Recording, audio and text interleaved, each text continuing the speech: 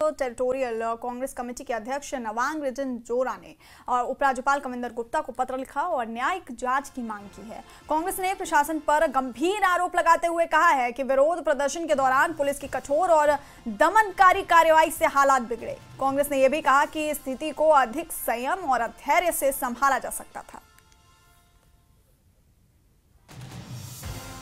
तो लोही हिंसा को लेकर कांग्रेस ने पत्र लिखा है उपराज्यपाल कविंदर गुप्ता को, न्यायिक जांच की मांग की गई है। यहां पर कांग्रेस ने प्रशासन पर गंभीर आरोप लगाते हुए ये कहा कि विरोध प्रदर्शन के दौरान पुलिस की कठोर और दमनकारी कार्रवाई से वहां पर हालात बिगड़े। कांग्रेस ने यह भी कहा कि स्थिति को अधिक संयम और धैर्य से संभाला जा सकता था।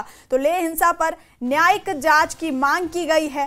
कांग्रेस ने उपराज्यपाल कविंदर गुप्ता को पत्र लिखकर न्यायिक जांच की मांग की है।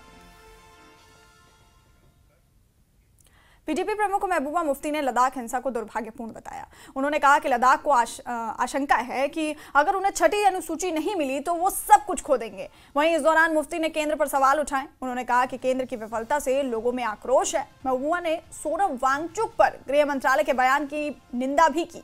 मुफ्ती ने कहा कि सोनम वांगचुक ने लद्दाख के विकास में बहुत योगदान दिया है।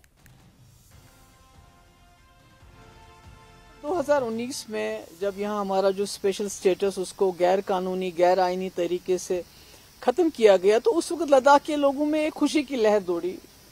उन्होंने कहा चलो इसी बहाने हमें यूनियन टेरिटरी मिला और शायद हमें पहले से भी ज्यादा इख्तियारात मिलेंगे, ज्यादा हुकूक मिलेंगे, मगर बिल्कुल उसका उल्टा हो गया। नहीं, वो तो बड़ा ही पुरअमन, बड़ा एनवायरमेंटलिस्ट है जिसको बहुत कदर है हमारे पहाड़ों की, जंगलों की। उसने मार्च भी किया यहाँ से दिल्ली तक और बड़ा पुरअमन, बड़ा ही पीसफुल आदमी है। तो आज उसका भी सब्र का बांध टूट गया। हमारे तो जम्मू कश्मीर में जो उन्होंने करना था, हमारे जंगल काट दिए, तो सबकी नजरें लगी हुई हैं लद्दाख पे। तो लद्दाख के लोग इसको बचाना चाहते हैं। लेह हिंसा